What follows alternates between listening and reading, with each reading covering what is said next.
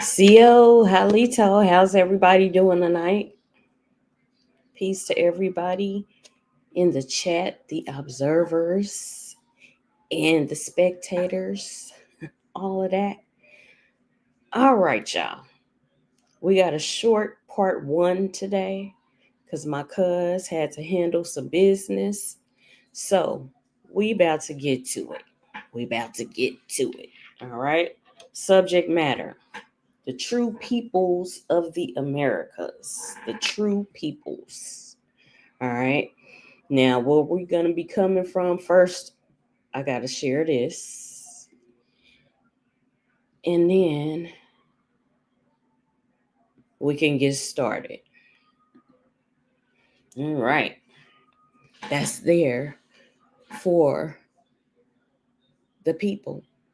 Well, I would say it's for the enemy. Peep that. All right. So we're going to look at a couple of things today. How y'all doing tonight?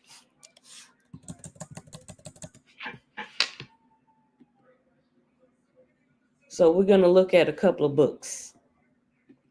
We're going to look at this book, The Indians of the Southeastern United States. We're going to look at this book. We're going to look at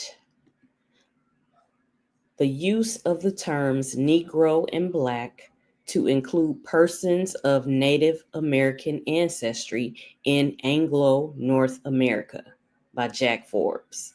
All right, we're going to look at that. And then this is page 13, but we're going to look at this one right here.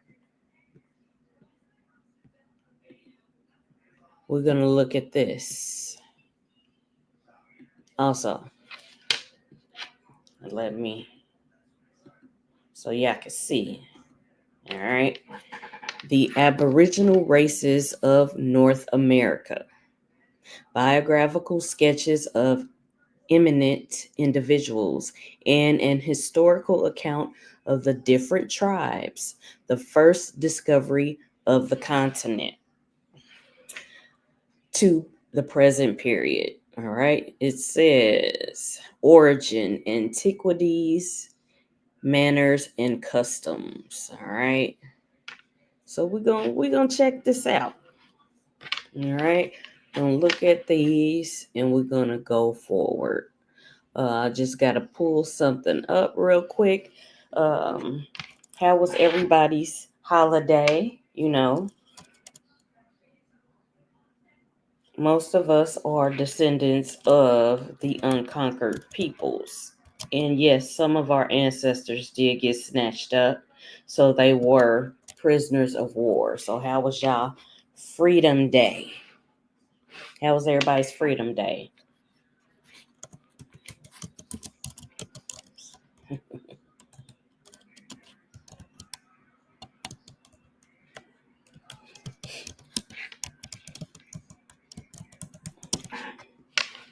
Yeah, Freedom Day was all right.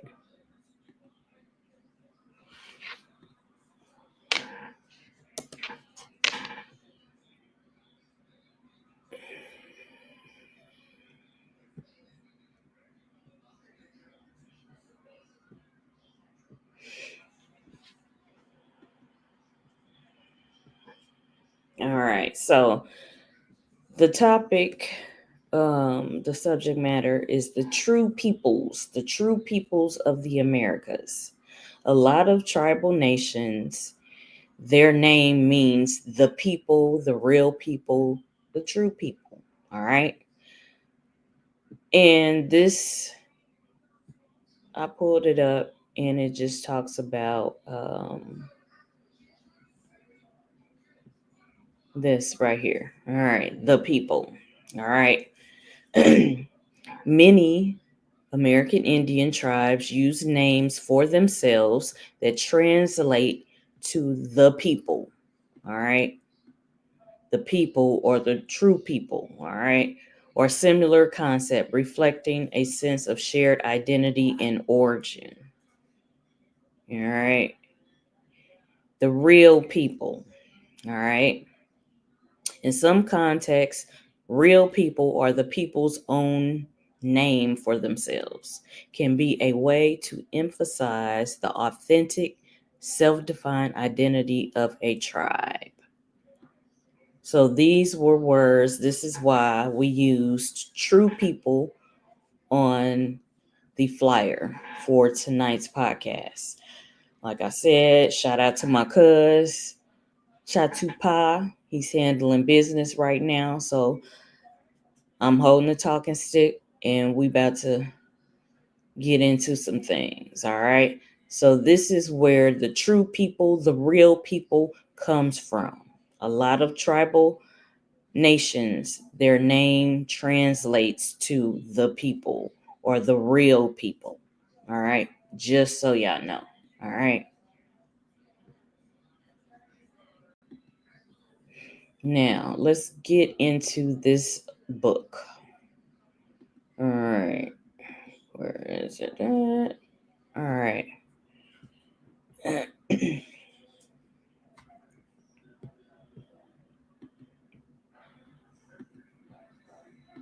All right, here we go. All right. The use of the terms Negro and Black to include persons of Native American ancestry, we say American Indian ancestry, in Anglo North America, Jack Forbes. All right. So it's just talking about in 1854, the California State Supreme Court sought to bar all non-Caucasians from equal citizenship and civil rights. The court stated, the word Black may include all Negroes, but the term Negro does not include all Black persons. We are of the opinion that the word white, Negro, mulatto, and Black person, whenever they occur in our Constitution, must be taken in their generic sense. That the words Black person in the 14th section must be taken as contra, distinguished from white, and necessarily includes all races other than Caucasians, right? So it goes down here. It says, as convoluted as the quote may be, because that could be confusing to some people. It said, let me make this a little bigger so y'all can see this shit. It says the word Black may include all Negroes, but the term Negro does not include all Black persons. We are of the opinion that the words white, Negro, mulatto, and Black person, whenever they occur in our Constitution, must be taken in their generic sense. That the words Black person in the 14th section must be taken as contra, distinguished from white, and necessarily includes all races other than the Caucasians. So it says, as convoluted as the quote may be, it tends to express a strong tendency in the history of the United States towards creating two broad classes of people, white and non-white, citizen and non-citizen, or semi-citizen, right? All right. The tendency to create two-caste society often clashed with the reality of a territory which included many different types of people of all colors and different degrees of intermixture of European, American, African, Asian. American Indian, they say Native American people, whether of unmixed ancestry or mixed with other stocks, were at times affected by the tendency to create a purely white black social system, especially when living away from a reservation. All right. So if you went on a reservation, it was like trying to do this, or the ancestral homeland. All right. Then it says in the British slave colonies of North America along the Atlantic coast, many persons of American ancestry were at times classified as blacks, Negroes, mulattoes, or people of color. And these terms were, of course, used for people of misnomer African ancestry, right? It says the manner of which Americans and part Americans were sometimes classified as mulattoes and people of color from New England to South Carolina and in the Spanish Empire are explored elsewhere. The purpose here is to illustrate how the term Negro has also been applied to people of American descent. Do y'all see this? All right. Let me make it to where y'all can see it. It says how the term Negro has been applied to people of American descent. The true peoples, the real peoples, right? All right. It says the possibility that Native Americans were quite commonly called Negroes. What does that say?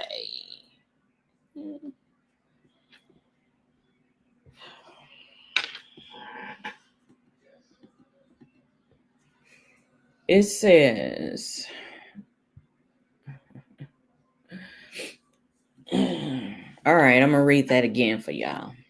Peace to everybody in the chat. Thank y'all for tuning in. My cuz had to handle some important business, but he'll be back next week for part 2. All right. All right. It says the possibility that Native Americans were quite commonly called Negroes because of their skin tone, right? I wonder, huh? Their skin tone from copper tone, cinnamon, chestnut brown, tawny, all these derivatives of from the darkest brown coming back up to a lighter brown, right? All right. It says the possibility that Native Americans were quite commonly called Negroes is very much supported by Portuguese usage. During the colonial period, Brazilian Indians were repeatedly referred to as Negroes or as Negros da Terra, all right, Negroes of the land. All right, let's highlight that for y'all. All right, a great many examples from the 16th and later centuries are cited by George Frederici in his analysis of Portuguese sources. These do not have to be repeated here, but suffice to say that it was so common that finally in 1755, a royal decree had to be issued as follows. Okay, what did this royal decree say now? It says, among the regrettable practices which have resulted in the disparagement of the Indians, one prime abuse is the unjustifiable and scandalous practice of calling them Negroes. Oh, they was mad. They was mad about that? Okay, perhaps by doing so, the intent was no other than to induce in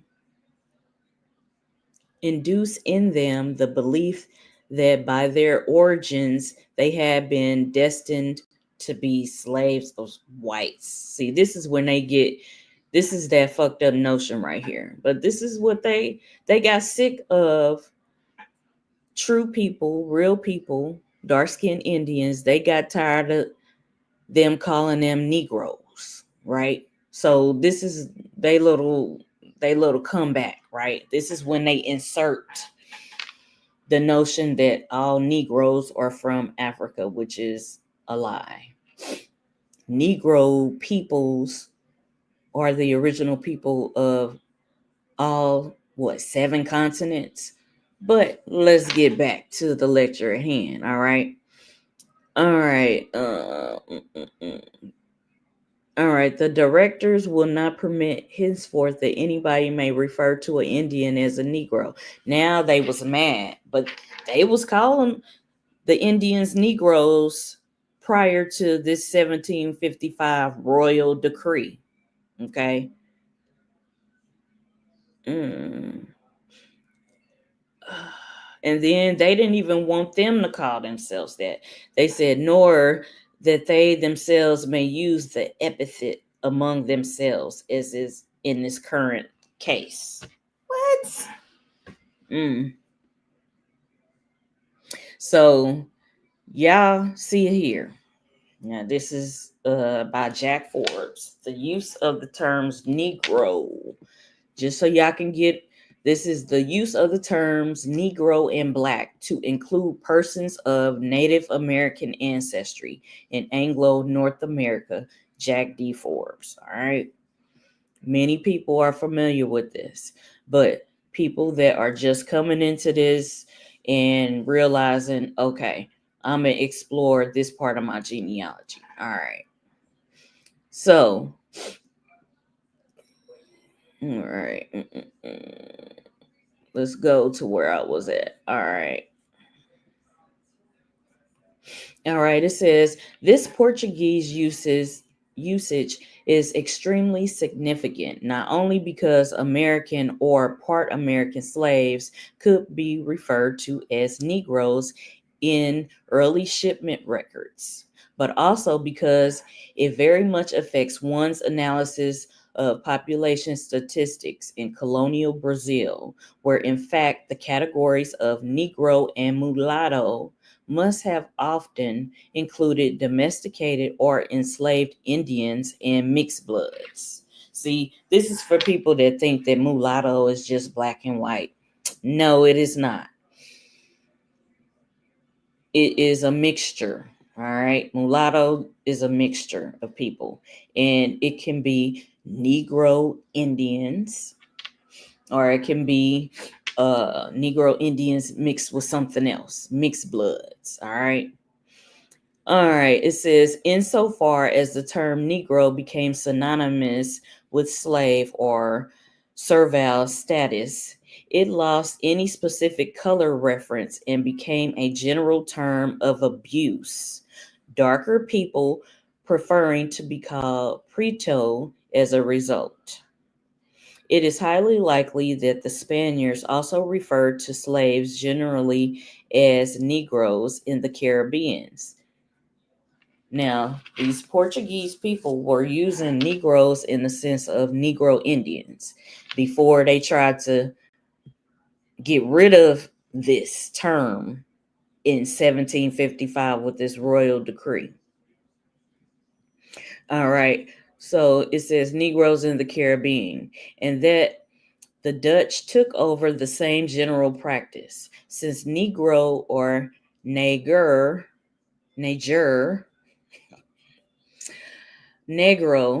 all right, Negro were not Dutch words and had no immediate equivalent except swart. When they described our ancestors, they said that they were swarthy. That's where that word swart comes in. It says also donker or brune. A Dutch-French-Spanish dictionary of 1639 has the following entry for Spanish: Negro.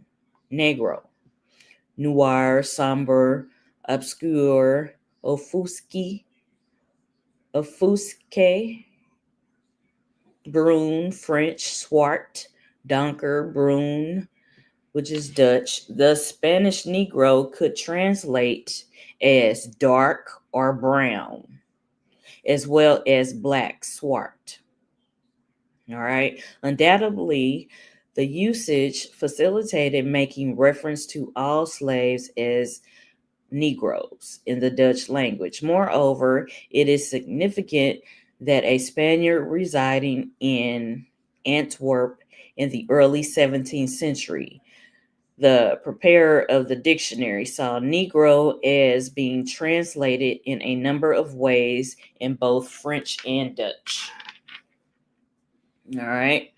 It also says by the latter half of the 16th century, the English were referring to the people of Africa as Ethiopians, Blackamoors, Negroes, and Moors, somewhat interchangeably.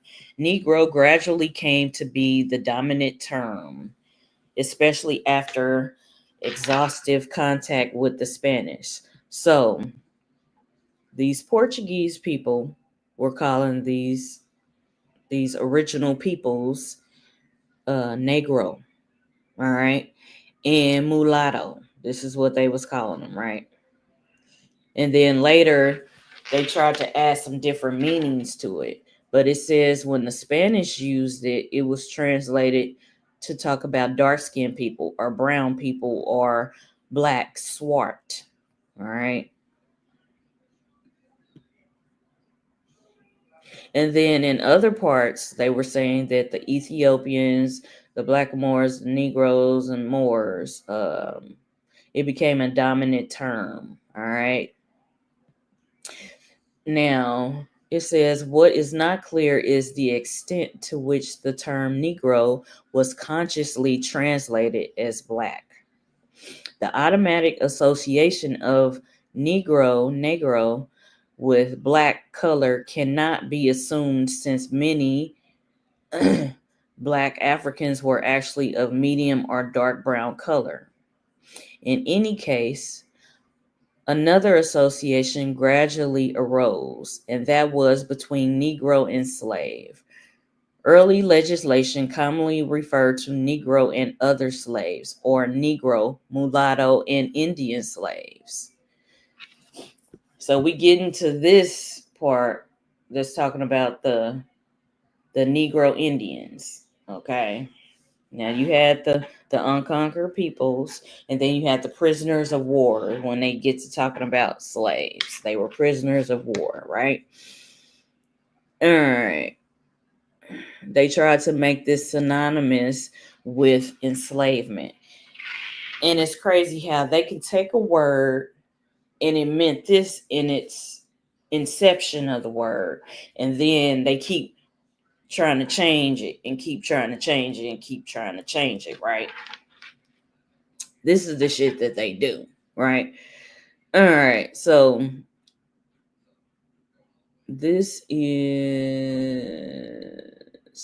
yeah, they just go on to say,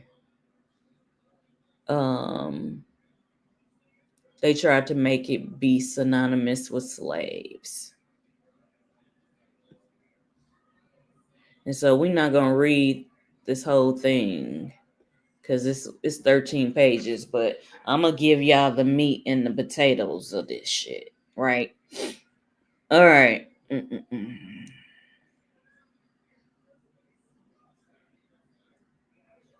Okay, right here. It says what the English meant by the term Negro when they first began to use it is not clear. Certainly, it was not then synonymous with slave. All right. Like I said, in its inception, it was not synonymous with slave, right? It later became that. All right. It says, as a great many persons so classified were free. So that's like a contradiction, right? These people were free. Okay. But they were calling them Negroes. So somebody that's looking at the later definition of it is seeing like, well, these slaves, they free. Or you can look at it from its inception, meaning the dark-skinned Indians, right? Right. Let's go here. Okay. Now it's also saying that okay, these many persons so classified were free, both in England and in Virginia. Did it mean an African, a black person, or any dark-skinned individual? No. Okay, let's look at this. Let's examine this. It says today the term is not widely employed in Britain, although the word black is used to refer to people of various skin colors from all of South Asia, the Middle East, and the West Indies. Okay? And Africa. Most Native Americans, if living in Britain today, will be regarded as black, especially if their ancestry were not known. So he's just telling you to look at a person, and because they were dark skinned, from brown to the darkest brown, which they call black, that you would think that they were, it says Native American, from Africa, the West Indies, the Middle East, and of South Asia. All right. It also says Negro was also used in a general way in North American colonies. Some examples illustrate the use of Negro and Black as applied to people of American ancestry. All right. People of American ancestry. Peace to everybody in the chat. All right, then they give an example. An example from the West Indies is especially illuminating. In 1764, William Young was sent to St. Vincent as a part of the British occupation of that island. Living on St. Vincent were about 3,000 Black Caribs, or free Negroes. All right. Free dark-skinned Indians. All right.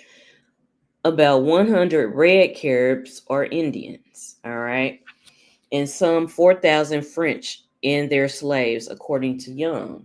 The British found it difficult to control the Caribs, and wars were fought with them in 1771 to 1772, and again during 1775 to 1796. During the latter crisis, Young wrote an extremely anti-Carib tract designed to prove that the Caribs should be removed from St. Vincent. See how they invent shit to try to remove the original inhabitants of a land. They always try to come in and make up some new shit or revamp some shit to remove the true identity of the original inhabitants of that land, which is very fucked up. All right. Now it says they were eventually defeated, and some 5,000 were shipped to an island near the coast of Honduras. Young was anxious to prove that the so-called Black Caribs were not true Aborigines, but were in fact Negro colonists. This young dude, he a piece of work. See, he was trying to prove. Whenever they try to prove some shit, meaning take your identity away from you and try to say, no, you're not that, so that they can take your land. This is what they do. This is their little handiwork, right? All right. Free Negroes, or Negro usurpers. This was important to him because he wanted to show that he had no bona fide land rights or Aboriginal title. All right. All right. Land rights. This is about land rights. All right. All right. For our purposes, it's the interesting point admitted by Young is that the so-called blacks or Negroes were occasionally of tawny and mixed complexion because of American ancestry, and that their customs, personal names, and language were those of native Caribs. See how they try to, oh my goodness. And they always do this, and it always pisses me off when I read stuff like this. Yeah. So basically, he wanted to prove that they weren't the original ones of the land, even though he knew that they were. So he tried to come in with this nonsense, right? So it says, Young admitted that they had repeatedly intermarried with American women. He consistently refers to them as Negroes, all right?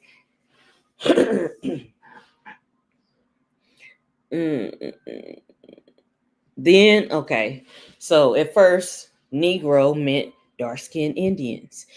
Then it's saying now, later, he's trying to say right here, it says, Young also relayed a great deal of hearsay information about how the Black Caribs had originated. Okay. He relied on hearsay. All right. Which is without foundation for any analysis here. The important point of this is that a people thoroughly American in identity, culture, and language were called Black and Negro solely because of being mixed with African ancestry. So because they felt that they had African or Ethiopian ancestry, this changes things in their mind, right? But these Negroes that they're talking about and these Black Caribs, they had their identity, their culture, their language, all right? This is why it's important to know your identity, your language, your culture, your genealogy, right? All right, this tendency continues incidentally among white scholars who even today refuse to accept the Caribs' avowed feelings of Indianness and continue to call them Black. So they know that they are Indians, but they refuse to call them that. They want to call them Black in a derogatory sense, right?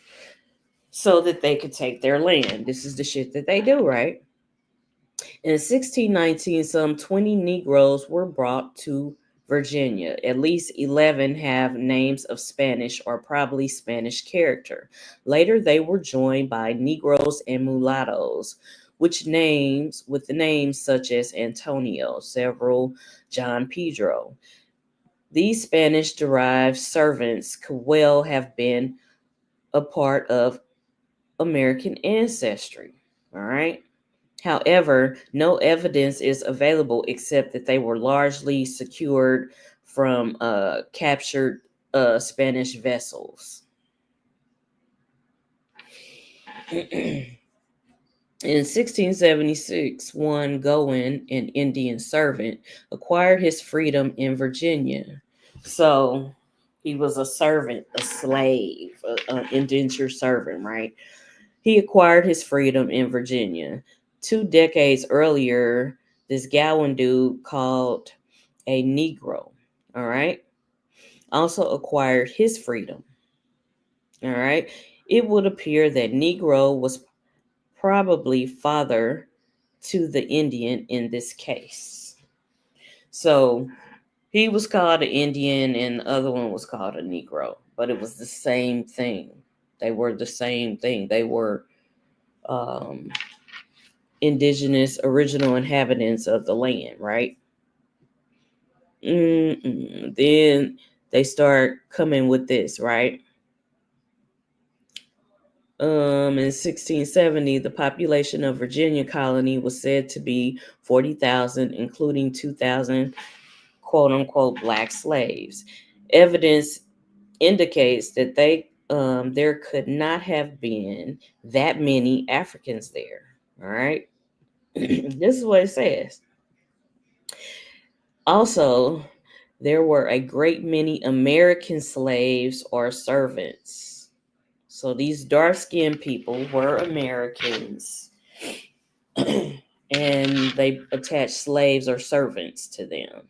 Thus, the total of blacks must have included a good many Americans, because at the beginning, in its inception, it meant basically dark-skinned Indians. Negro meant dark-skinned Indians, all right? In this sense, right? In its inception. And he is showing how they have took that word and made it evolve into something else, and then tried to say, oh, people that are called this are now of African ancestry. And clearly, by what he's stating here, that they made that latter shit up, right? They always trying to remix some shit. All right. But at the end of the day, these people, even these Caribs, they were called by their indigenous names. So they didn't call themselves Negro, Black, all of that. These are descriptions written down by these Spanish people and British people, these colonizers. They wrote this stuff. But these original inhabitants of the land, they called themselves by their native language, their native tongue. That's how they refer to themselves, right? All right. Then they talk about these other ones. It says in 1698, 3 fugitive Negroes were reported in North Carolina, of whom one was an American, but they was called Negroes, right? American is referring to American Indian, right? Similarly, a list of Negroes imported into Virginia, 1710 to 1718 by C, includes at least 69 Indians, mostly from the Carolinas. Likewise, as this list of Negroes brought into New York from 1715 to 1736 include many slaves of probable or stated American ancestry from Campeche, Jamaica, Honduras, the Carolinas, and Virginia. All right.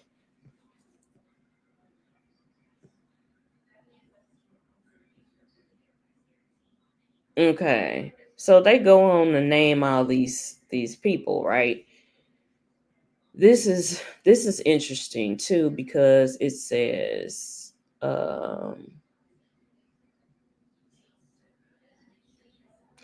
okay, it says in 1715-1717 period, the Vestry Book of King William's Parish, Virginia records 1 year Robin, an Indian, and 2 years later Robin, a Negro. This shows you the links that they will go to take somebody's land and identity. All right. So it's showing that these people that were making these records, at first they said Robin was an Indian, right here. Robin was an Indian. And then 2 years later, Robin was a Negro. All right. So y'all see this, right? In a similar manner, 1691 list of Negro slaves in York County, Virginia includes Cape Indian, while a 1728 list of Negroes at the home house of a Virginia planter includes Indian Robin. Robin, incidentally, is a common name for slaves of American ancestry. So it's just saying, oh, it's just showing this. But I'm gonna read this shit right here. All right. In 1748, there was an advertisement in New York for a Negro man servant called Robin, almost of the complexion of an Indian. Talks good English, can read and write, and plays on the fiddle. In 1723, Virginia adopted a law depriving free Negroes, mulattoes, and Indians. All right. In 1723, Virginia adopted a law depriving free Negroes, mulattoes, and Indians of certain basic civil rights. The act was disallowed by British officials, but in 1735, this lieutenant governor dude defended it by asserting that he wanted to make a perpetual brand upon free Negroes and mulattoes by excluding them from that great privilege of a free man. He wanted to make the free Negroes sensible that a distinction ought to be made between their offspring and the descendants of an Englishman, with whom they never were to be accounted equal. Since the act applied to Native Americans and half Americans, which are mulattoes, again, it's showing you how mulattoes is someone mixed with Indian ancestry. All right.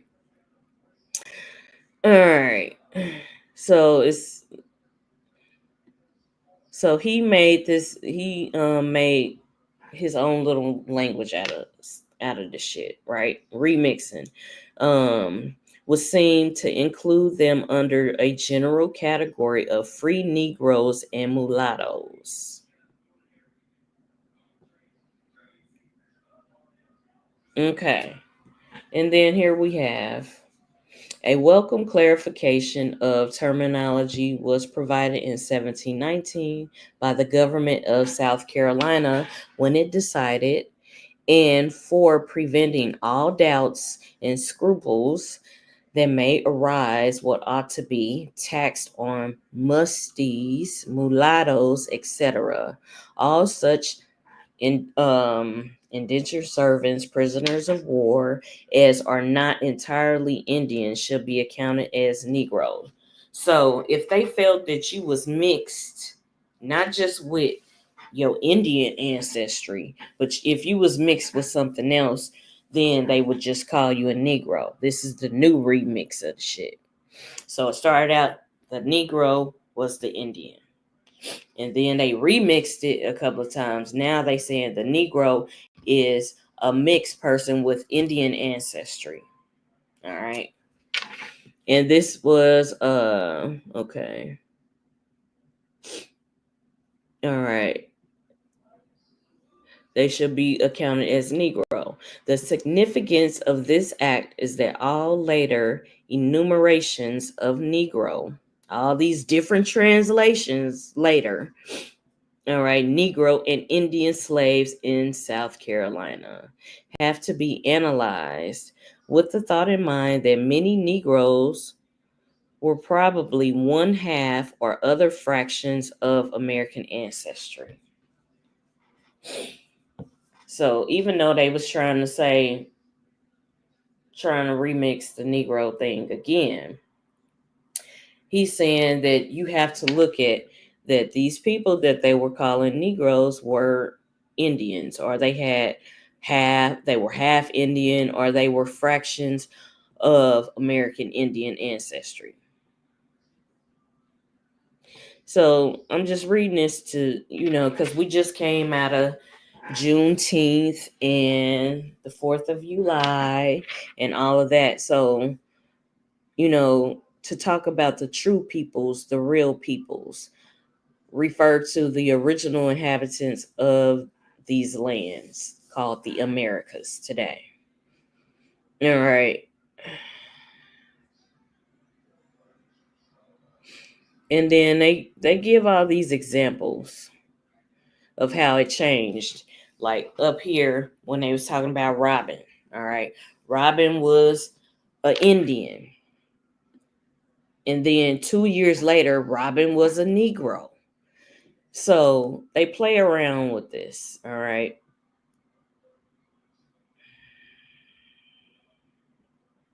They play around with this, but y'all get the gist of this, right?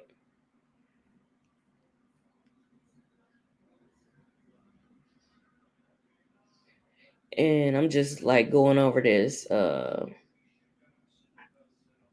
This is interesting. It says in New Jersey was also an area where Americans and Africans intermixed with considerable frequency. All right. In 1734, an advertisement appeared for the recovery of Juan. He is half Indian and half Negro. So is he Indian and Indian? Or are y'all choosing the new meaning, the remixed meaning of the word Negro, right? All right, he plays the fiddle and speaks good English and his country Indian. All right. One was not specifically called a Negro, but a 1747 advertisement reads, "Runaway on the 20th of September last from Cohansey, a very lusty Negro fellow named Sampson, aged 53 years, and had some Indian blood in him. He had with him a boy about 12 and 13 years of age named Sam, was born of an Indian woman and looks like an Indian, only his hair. They both talk Indian very well, and it is likely they have dressed themselves in the Indian dress and gone to Carolina." So they just show you examples of these advertisements that they was doing, right? They was doing all these advertisements. Peace to everybody in the chat. Yeah, this shit is crazy. Um,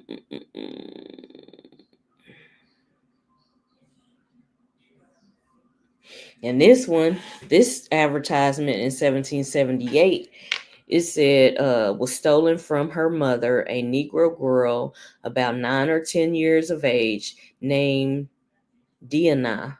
Her mother's name is Cash, was married to an Indian named Louis Wallace, near 6 feet high, about 35 years of age.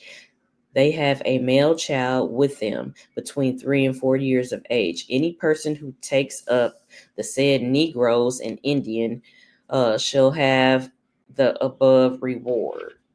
So yeah, they was giving rewards so people would, turn in people, etc. And he shows constant examples of how Negro in its inception, and then Negro how it evolved to suit these colonizers, right? So that they could take land and shit, right? And they just give all these examples. Like this one, and they try to say, now remember, it was only a small percentage of Africans that came here. All right. We went over that in other podcasts. Y'all can look at those, right? And so, like, this one is saying that, for example, from these examples, we can see that people of mixed American Indian and African ancestry could be called Negroes in New Jersey. This dude, Cyrus, all right, a Philadelphia baker, all right. Cyrus Bustille, a Philadelphia baker. They quoted and said he was black, born in 1732 at Burlington, New Jersey. He married a Delaware Indian woman.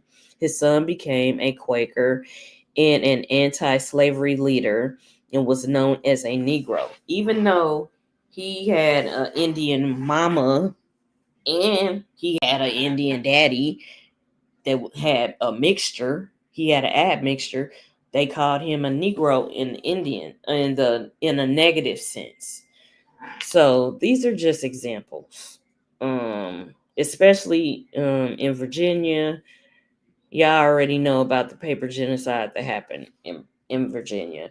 It also happened in other places too, but it really happened like yeah. All right. Okay. So here's another example right down here. Okay. It says the reserve was allotted in 1813, and by 1832, whites had acquired most of it. In 1828, the Genghis-Khan descendants were described as respectable Negro landowners. All right. This episode reminds one of Young's attack upon the Caribs of St. Vincent in 1795, right? Oh, let me read this part. Let me go back, y'all. Okay. This one is saying that okay. It says okay. Let me read this. Let me read this right here.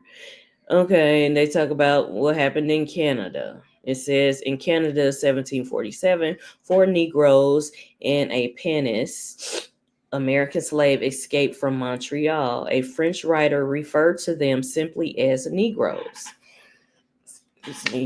In 1759, one Sanders, a runaway slave, was described in South Carolina as a Negro man of the musty breed. Musty meant either European American mixture or European American Indian African ancestry. So these mixtures, they came up with the caste system to describe what you were mixed with, what your admixture was, right?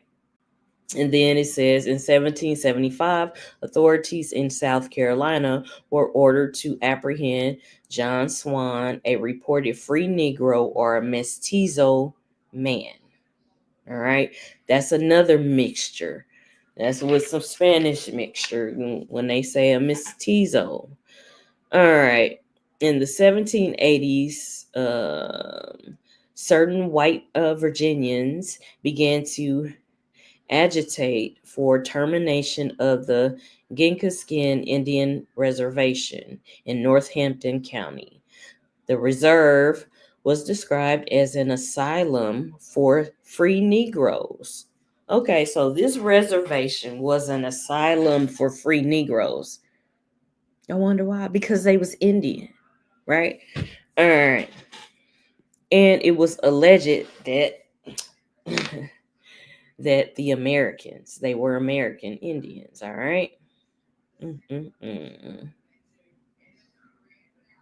It says, have at length become nearly extinct. They always trying to say somebody extinct so they can take some land. There being at this time not more than 3 or 4 genuine Indian at the most. So they tried to really focus on these admixtures to say these people weren't pure Indians or pure original inhabitants of the land. Yeah, we know all about Walter Plecker and his racial Integrity Act. And we have touched on that in previous podcasts. But we're sharing this today because we just came out of Juneteenth and the 4th of July. So we're dealing with the Negro Indian. All right. The Negro Indian or the dark-skinned Indian, which is called many different things in many different tribal nations' languages, their own tongue. They have names for themselves. It's just other people describe them as this or give them these labels and these caste systems, right? And this one was right here. Okay. All right. The reserve was allotted in 1813, and by 1832, whites had acquired most of it. In 1828, the Genghis-Khan descendants were described as respectable Negro landowners. You see how they changed their identity The Ginka skin descendants were described as respectable Negro landowners. All right. So these are Indian people, right? But now they are described as Negro landowners. So y'all see the pattern of all of this. And it goes on to say, this episode reminds one of Young's attack upon the Caribs in St. Vincent in 1795, and also more recent attempts to allot and acquire Indian lands. This is the purpose of them remixing and putting labels on people, right? All right, a similar attack took place upon the Pamunkey, the Mattaponin, 1843, which failed, and against the Nottoway from 1830 to 1878, which succeeded. All right. By the 1840s, at least 2 Nottoways were registered as free Negroes. So it's saying that these Nottoway Indians were registered as free Negroes. Their heirs of one family were described in 1878 as all being Negroes and very poor. See how they just want to like put some negative shit on it, which is pretty fucked up, right? Pretty fucked up. All right. It says, aside from Virginia, where persons descended from female Americans imported after a certain date could obtain their freedom. All slaves of American ancestry remained slaves throughout the entire duration of slavery, etc. But this is it just gives you okay, let's read this part because it's talking about the Creeks. We're gonna look at this. Okay, so it gives another example of these people right here. It says other examples of similar nature abound. One author writes, the Sampsons and Galleys, property owners and school teachers, though predominantly of Indian blood, were leaders among the free Negroes of Petersburg, Virginia in 1860. It says that they were predominantly of Indian blood and they were leaders among the free Negroes of Petersburg, Virginia in 1860. So, then they talk about its numerous examples. It says Virginia tax rolls, and census records from the 1780s to 1850 have numerous examples of people of Indian tribal identity being classified as free people of color or as mulattoes.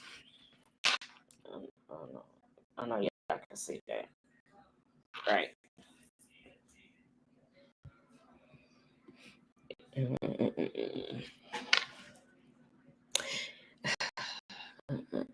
We're going to read that again. Virginia tax rolls and census records from 1780s to 1850 have numerous examples of people of Indian tribal identity being classified as free people of color or as mulattoes. In fact, the practice was almost universal. Some were also classified as FN, free Negro, or SB, black, in various records. So they're Indian, but they was classified as free people of color. They was classified as mulattoes, and it said that mulatto is a person that has Indian in them in a mixture. All right. They said it could be Indian, Negro Indian, and European. All right. All right. So this happened in like Southampton in 1830 and in Delaware. These free non-whites were categorized as FN, free Negroes. All right. free people of color. And this included the Nanticoke and other tribal groups. And see, under certain conditions, persons of African descent, and like we have said, only a small percentage of Africans were brought over here. They just kept, recycling dark-skinned Indians and sending them places and bringing them back here. But we've talked about that on other podcasts. Now, this one is saying under certain circumstances, persons of African descent could be legally classified as members of an Indian tribe or as Indians. This is what it say right here. In a treaty with the Creek Nation, the Commissioner of Indian Affairs noted in 1832, an Indian, whether of full or half-blood, who has a female slave living with him as his wife, is the head of a family and entitled to a reservation of land. Also, free blacks who have been admitted as members of the Creek Nation and are regarded as such by the tribe, if they have families, are entitled to reservations of land. So then they get into this. Then here we go with some other shit, right? It says in the 1860s, all persons of African ancestry who had been slaves were granted by treaty citizenship in the 5 civilized tribes of Indian Territory. The general trend, however, was to enroll the more visibly part African persons as freedmen citizens. See how they did that? These people were Indian.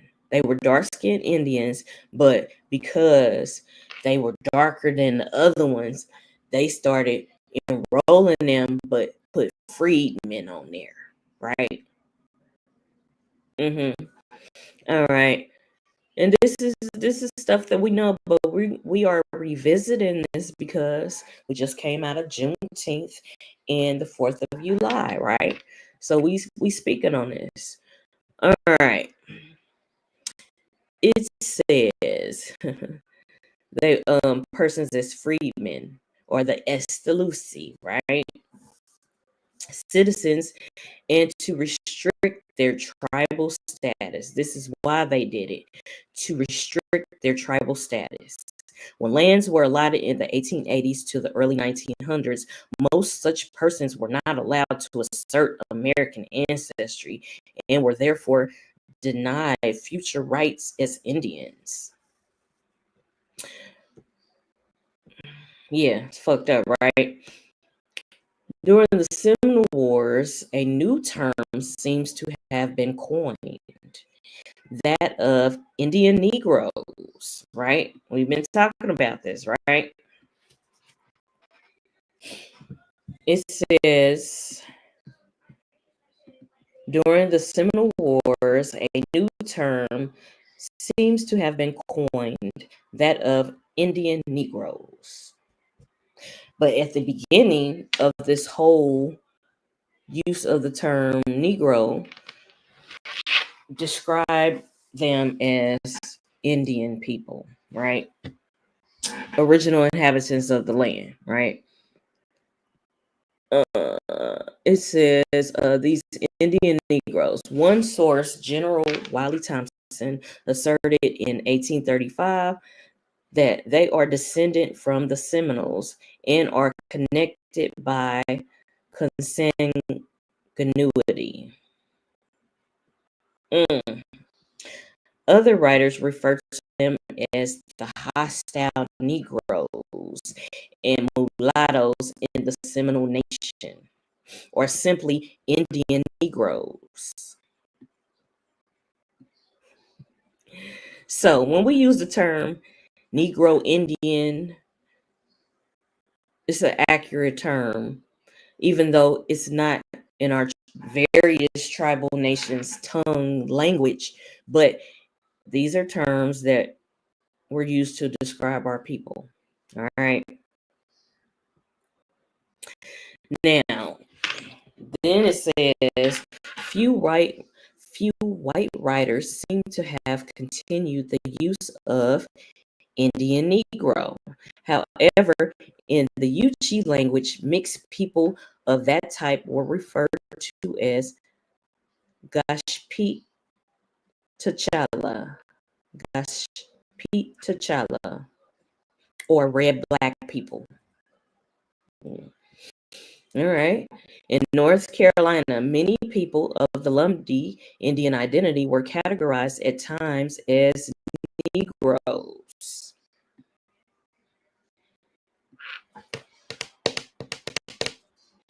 In 1837, Charles Oxendine of Robeson County was punished as a free Negro. In 1842, one of the Brave Boy family was called a Negro, while in 1857, a Chavers was charged as a free person of color with carrying a shotgun. He was not convicted because of the act was specified free Negroes, and he was charged as a free colored. The court stated that the free persons of color may be persons colored by Indian blood. These persons were colored by Indian blood. That's interesting, huh? Very much so. Interesting, right? The indictment cannot be sustained. Free persons of colors may be persons colored by Indian blood. All right. So then you have the black codes in Louisiana. All right, and they talk about the Pamunkey. All right, right here it says, in similar situations, some white men took away guns from the Pamunkey people in Virginia. All right, I have some ancestry in Pamunkey. Also, in 1857, the governor had them returned, but stated if any become 1/4 mixed with the Negro race, then they may be treated as free Negroes or mulattoes. Virginia at this time defined a mulatto as 1/4 or more African blood in them, right? These black codes and shit, all right? These caste systems. And then we got in Louisiana. In Louisiana in 1856, the Black Code was said to refer to offenses involving slaves, Indians, and free persons of color. All right, all in that little category. Many narratives of ex-slaves recorded in 1830s reveal Indian ancestry. So it's just telling you that even though they tried to remix, they couldn't take away the fact of these people have Indian ancestry. And they use these black codes to basically reclassify and take their land. And when they was enrolling them on the census rolls and they were enrolling into tribal nations, instead of saying that they were of Indian ancestry, which they were, they started saying, oh, they're freedmen. They're freedmen, right?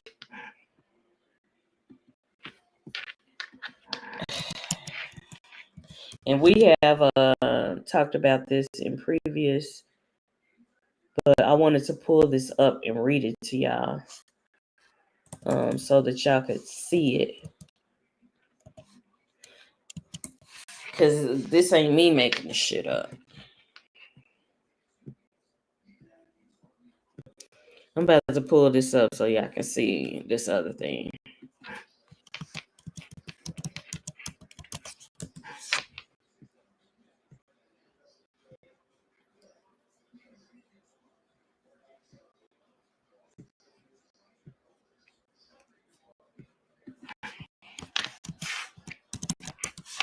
Y'all doing all right in the chat? I appreciate y'all for tuning in. My cuz, he had to handle some important business, and he will be here next Sunday for part 2. So, but I appreciate y'all rocking with me while I have the talking stick. All right, let me pull this up. Okay.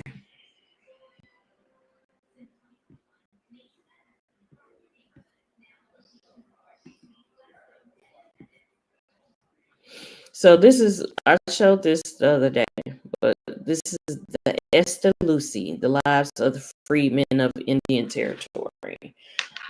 All right. These people had Indian ancestry, right? They had Indian ancestry. All right. So shout out to them for their website.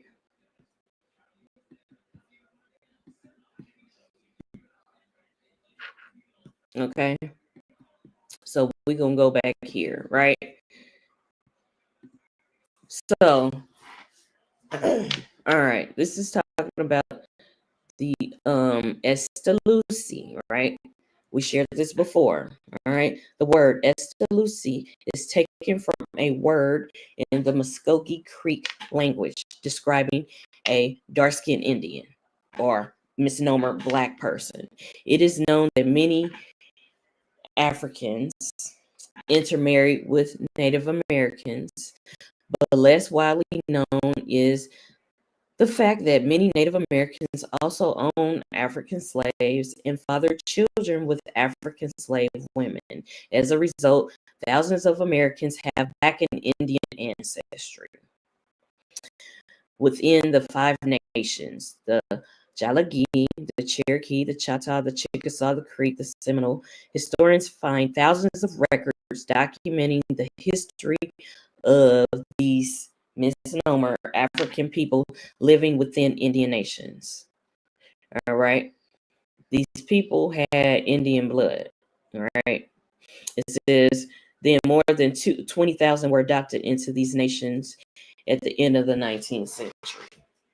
Yeah, because I read to y'all how when they started misclassifying them and they started labeling them freedmen, that's when they started taking their rights away. So they didn't have certain rights in their tribal nation because they were labeled freedmen, even though they had Indian ancestry.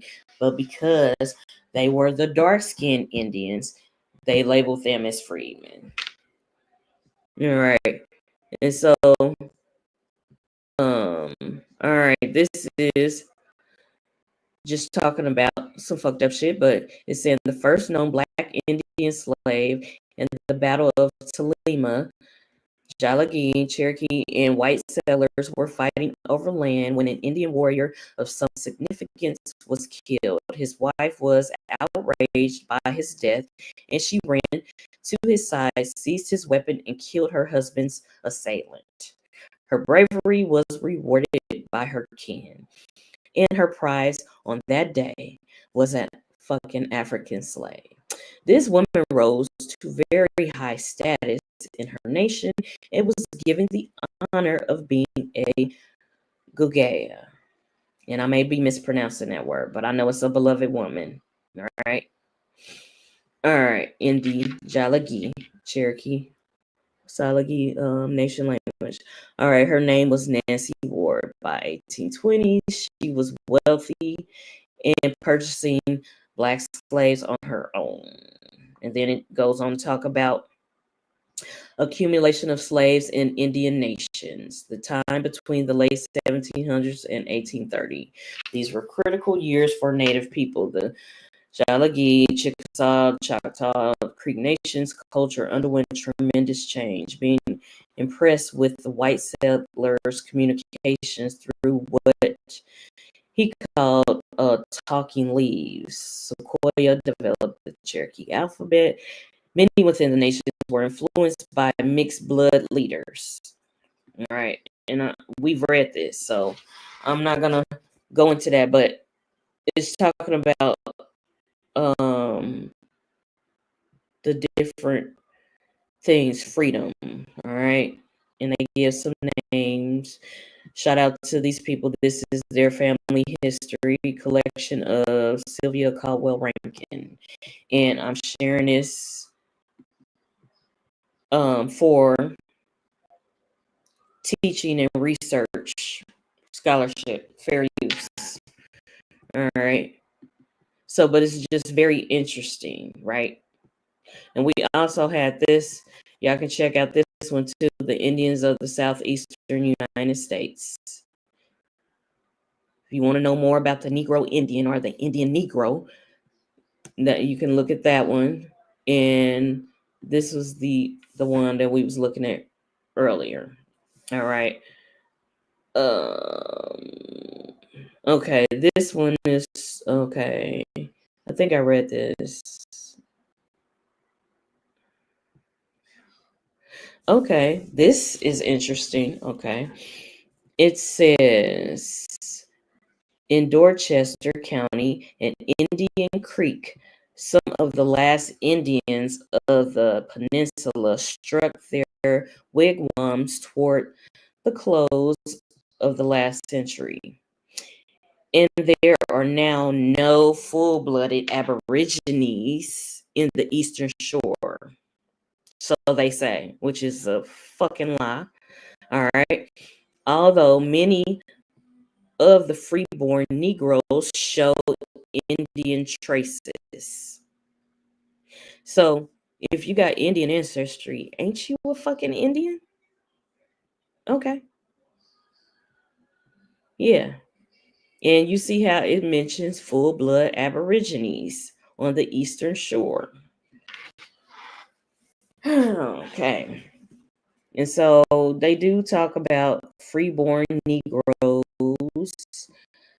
And it goes on and on with these different example after example of how the Indian, the Negro, and then how they remixed it. And and then right here, this is interesting right here. It says the United States Census also tended to expand the use of terms like black or Negro. In the 1890, black was to be used for all persons having 3/4 or more. So if you had any dark skin ancestry, basically, you got put in this category, right? It says in 1910, black was supposed to be applied only to full-blooded Negroes, while the matter of who was an Indian was left to the enumerator.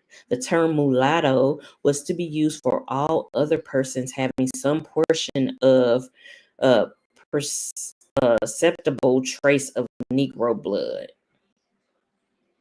These people are a piece of work.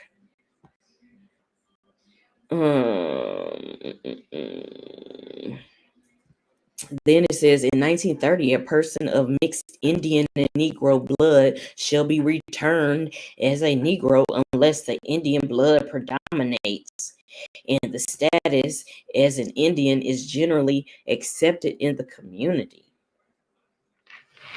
And then they got the nerve to say this by 1940. Oh, misnomer, African American hybrids were to be counted as Negroes unless the Indian ancestry very definitely predominates.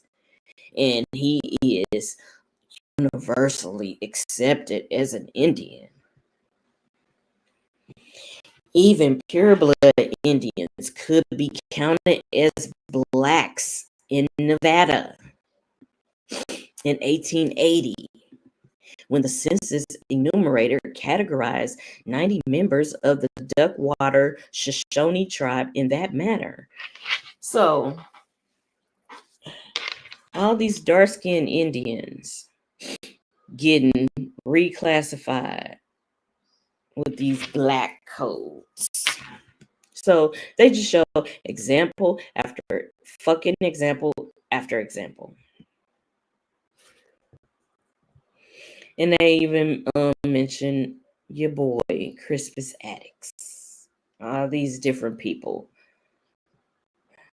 And they have American Indian misnomer Native American ancestry. Even when living in Indian communities. So these are just excerpts of where he got this from, right? So this is what I was reading from, if you want a reference. The use of the terms Negro and Black to include persons of American Indian or Native American ancestry in the Anglo-North America. Jack D. Forbes. So let me just show y'all this one, the caste system, how they got. And I'm going to close out. I appreciate y'all tuning in.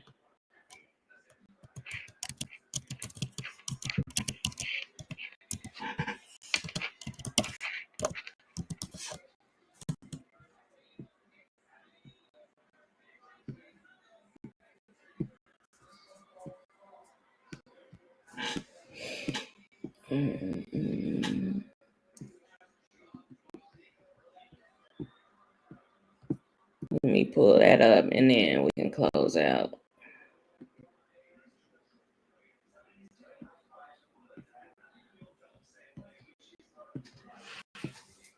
I want to show y'all the picture. So y'all can just, we showed this before in a previous podcast, but I want y'all to see it again.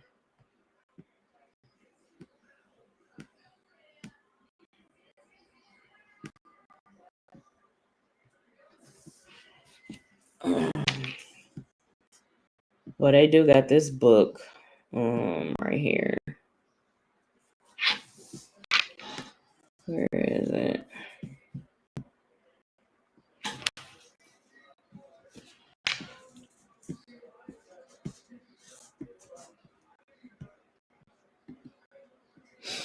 They also got this book right here.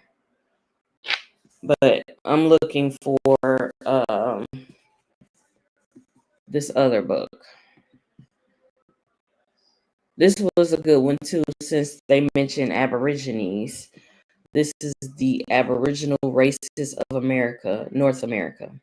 All right. And I can close out with that one, but I want to just show y'all a picture so y'all can get a visual of the shit.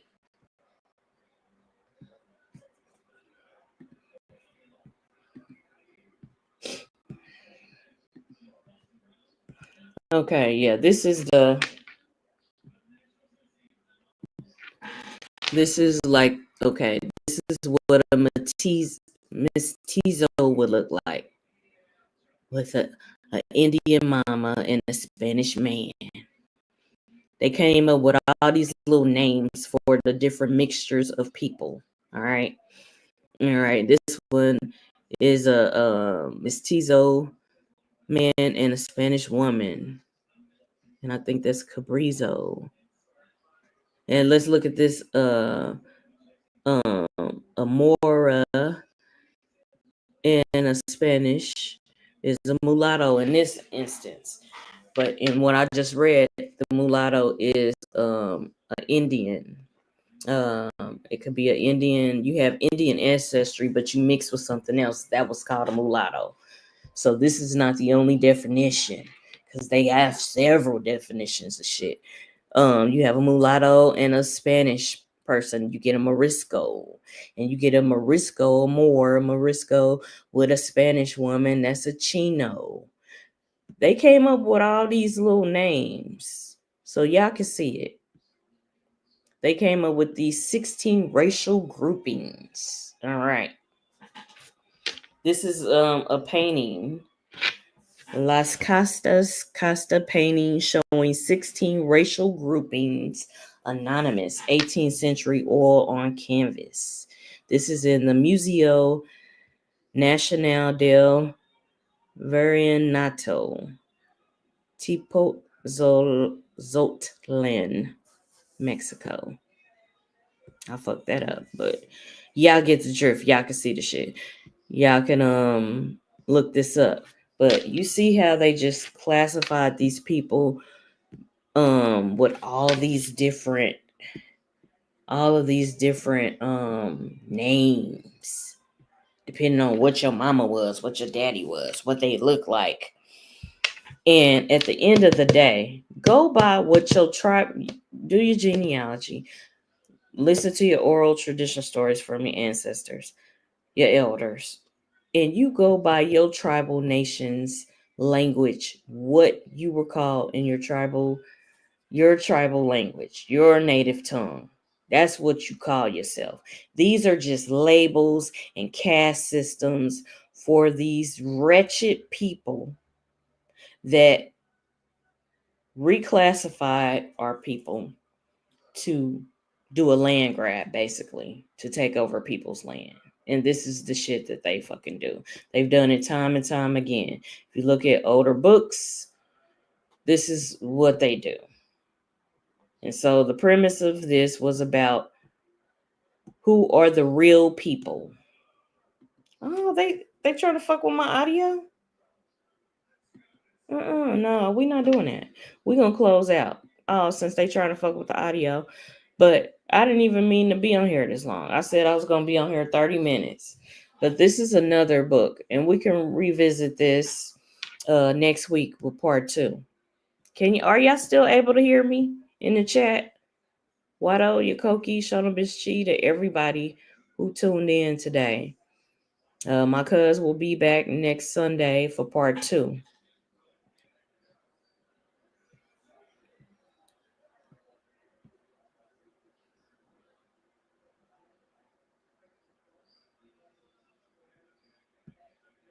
If y'all still in here, can y'all hear me?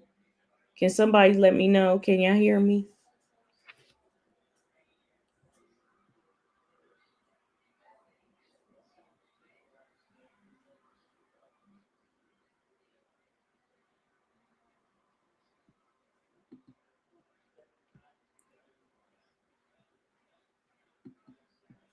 I guess y'all can't hear me because ain't nobody saying nothing.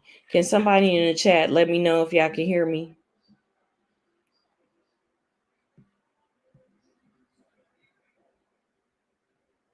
All right, y'all.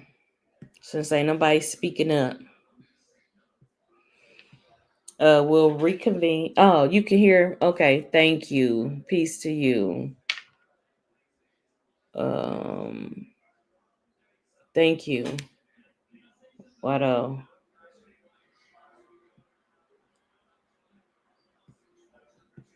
Yeah, I appreciate all y'all for tuning in. Nephew was in the building. Anthony, Chico, Eagle Feathers, Mike, Ninky, Ostano. Appreciate y'all for tuning in. Okay. We can touch on this next Sunday, this book. This is speaking on the history of the Aboriginal races of the American continent. So we will dive deeper into this next week, y'all. This will be part of the premise for next week. And my cuz Chatupa will be back next Sunday. He has some important business to handle today. So we appreciate y'all. Y'all want to support us. If y'all want to do anything of the sort, we do have merch. I can share that real quick before I close out.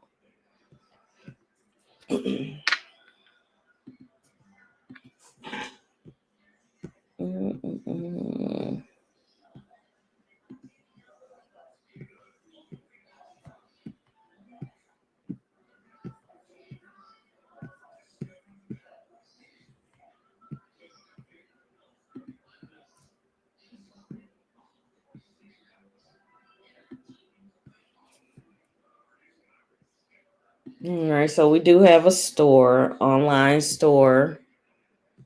So if y'all want to support, we have stuff to commemorate a green corn ceremony. We got the classic design. And then we got our other design.